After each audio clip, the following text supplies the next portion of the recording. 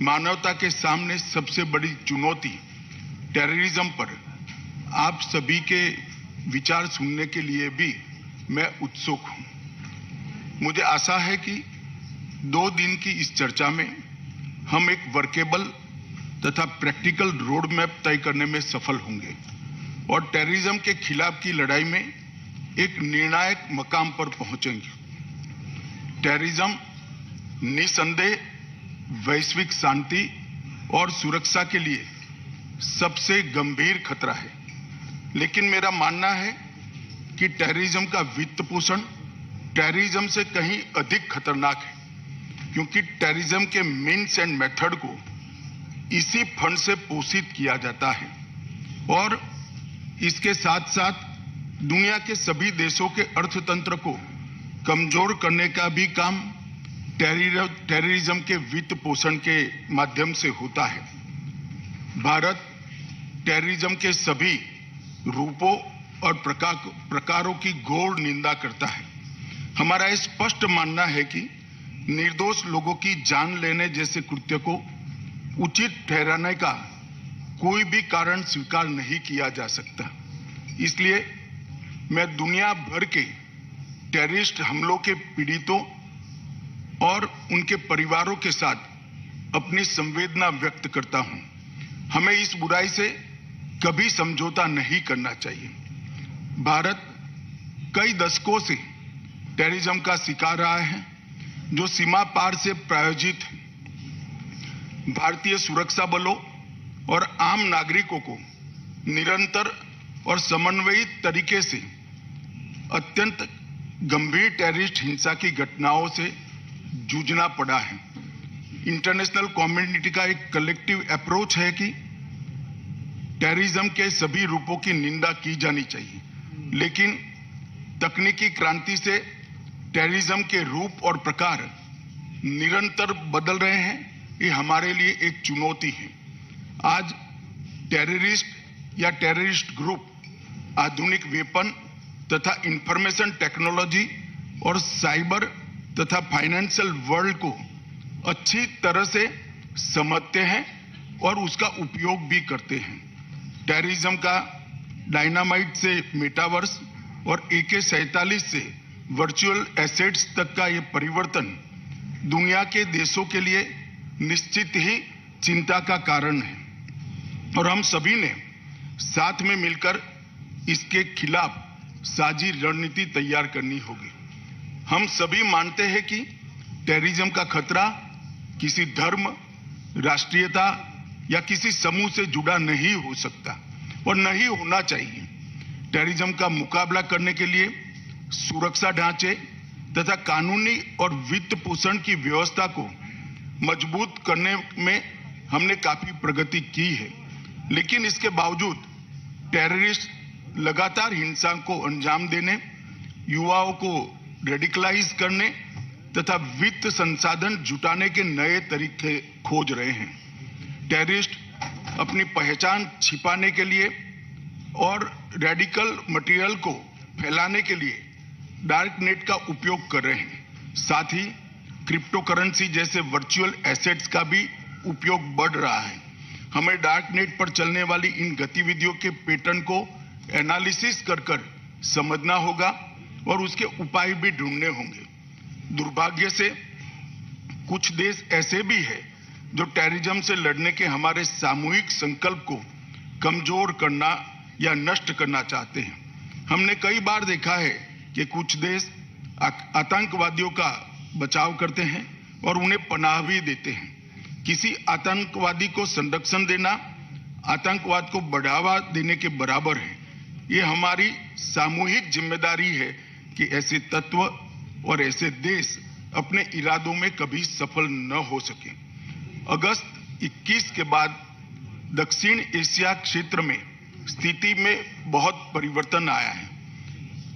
सत्ता परिवर्तन तथा अल कायदा और आईसिस का बढ़ता प्रभाव रीजनल सिक्योरिटी के लिए एक महत्वपूर्ण चुनौती के रूप में उभर कर सामने आया है। इन नए समीकरणों ने टेरर फाइनेंसिंग की समस्या को और अधिक गंभीर बनाया है। 3 दशक पूर्व ऐसे ही एक रेजिम चेंज के गंभीर परिणाम पूरी दुनिया को सहन करने पड़े हैं। 9/11 जैसे भयंकर हमले को हम सभी ने देखा है। इस बैकग्राउंड में पिछले साल दक्षिण एशियाई क्षेत्र में हुए परिवर्तन हम सभी के लिए चिंता का विषय है।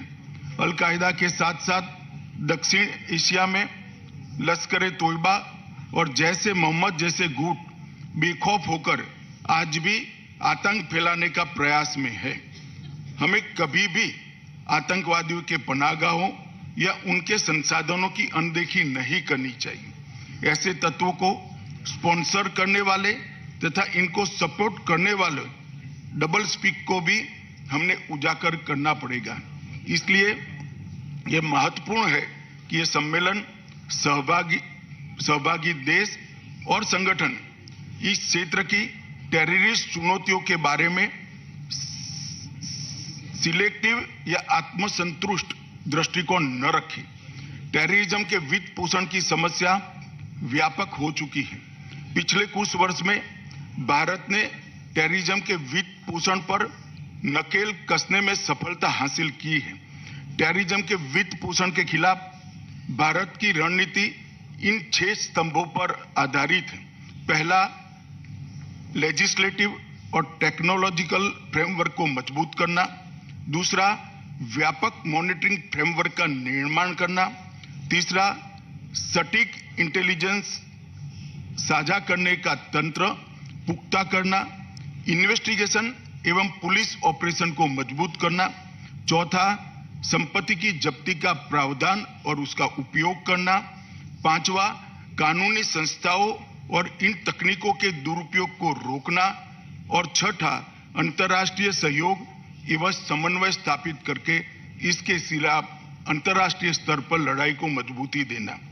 भारत ने इस दिशा में अनलॉफुल एक्टिविटी प्रिवेंशन एक्ट में संशोधन करने, नेशनल इन्वेस्टिगेशन एजेंसी NIA को मजबूत बनाने और फाइनेंशियल इंटेलिजेंस को नई दिशा देने के साथ टेररिज्म और उसके वित्त पोषण के खिलाफ की लड़ाई को सुदृढ़ किया है।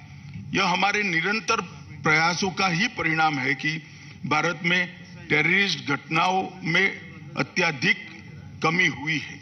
इसके परिणाम स्वरूप टेररिज्म के कारण होने वाले आर्थिक नुकसान में भी काफी कमी हुई है। भारत का मानना है कि टेररिज्म से निपटने का सबसे प्रभावी तरीका इंटरनेशनल कोऑपरेशन और राष्ट्रों के बीच रियल टाइम तथा ट्रांसपेरेंट सहयोग ही है। प्रत्यार्पण, अभियोजन, इंटेलिजेंस शेयरिंग, कैपेसिटी बिल्डिंग तथा CFT जैसे क्षेत्रों में देशों के बीच में सहयोग टेररिज्म के मुकाबला करने के लिए बहुत महत्वपूर्ण है। यह देखते हुए कि टेररिस्ट और टेररिस्ट समूह आसानी से सीमाओं के पार संसाधनों का समन्वय और संयोजन करते हैं, हमारा आपसी सहयोग और महत्वपूर्ण हो जाता है। वैश्विक स्तर पर नारकोटिक्स के अवैध व्यापार के उभरते ट्रेंड्स और नार्को टेरर जैसी चुनौतियों से टेरर फाइनेंसिंग को एक नया आयाम प्राप्त हुआ है। इसको देखते हुए सभी राष्ट्रों के बीच इस विषय पर घनिष्ठ सहयोग की आवश्यकता है। संयुक्त राष्ट्र जैसे बहुपक्षीय संस्थाओं और FATF जैसे आम सहमति प्लेटफॉर्म की उपस्थिति CFT के क्षेत्र में टेररिज्म को रोकने के संदर्भ में सबसे अधिक प्रभावी हो सकती है। FATF मनी लॉन्ड्रिंग और आतंकियों के वित्त पोषण को रोकने और उसका मुकाबला करने के लिए वैश्विक मानक स्थापित करने और क्रियान्वयन में महत्वपूर्ण भूमिका निभा रहा है। वर्चुअल एसेट्स के रूप में एक नई चुनौती हमारे सामने है। वर्चुअल एसेट के नए तरीकों का उपयोग आतंकवादियों द्वारा फाइनेंशियल ट्रांजैक्शन के लिए किया जा रहा है। वर्चुअल एसेट्स माध्यमों, फंडिंग इंफ्रास्ट्रक्चर तथा डार्क नेट के उपयोग पर नकेल कसने के लिए मजबूत और कारगर ऑपरेशनल सिस्टम की दिशा में हम एक रूपता से काम करें, या आज की मांग है।